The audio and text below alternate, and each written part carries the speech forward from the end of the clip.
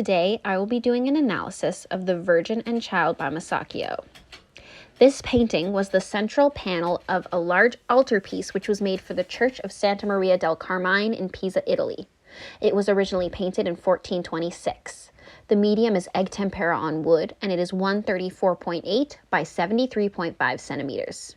This is a religious painting, and it was made towards the end of or slightly after the Middle Ages, which is when these paintings were the most popular. The painting itself depicts a woman and her child, or the Virgin Mary and baby Jesus, and they are surrounded by 4 angels who are playing a medieval instrument. The scale of the painting shows that the Virgin and the baby are on a very large scale, and this scale is much larger than the angels who are surrounding them. This shows a sort of hierarchy, indicating that the Virgin and the baby are much more important and of higher status than the angels. The Virgin Mary also sits in a quite hierarchical position. We can see that increased or decreased size was used in the objects in relation to the vanishing point, so that objects further away appear smaller, while those which are closer seem a lot larger. The painting is also quite symmetrical with a similar scene on both sides. We can see that there are 2 angels on each side around the same spot. However, they are in different positions, making slightly different faces. The one you can see, its face is towards the image and one is away. We can also see that there is quite a bit of unity. The background is all similar colors. Everything we can see is quite unified. There is also pictorial space within this painting, and we can see this through linear perspective, which is what Masaccio used to create this. Linear perspective means that lines are converged in a single vanishing point on the horizon line of the painting. It can also specifically be seen upon the throne that the Virgin sits on.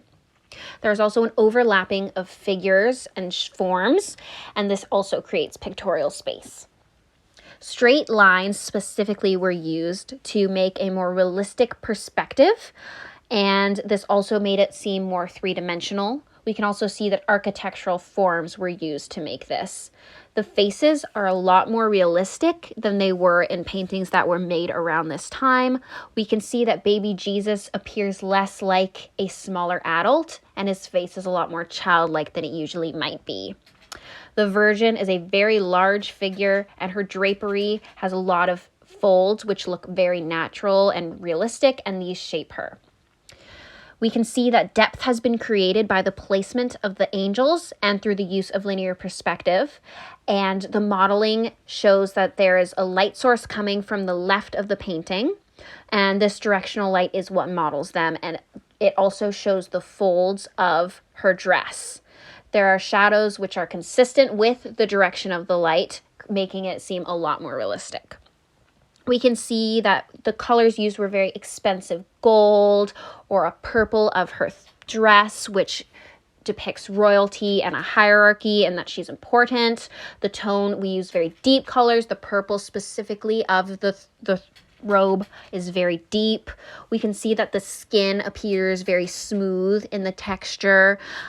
Anything gold, we see lots of intricate details, sort of like on the instrument.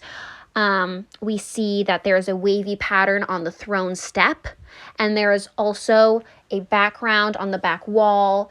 It seems like there are tiles.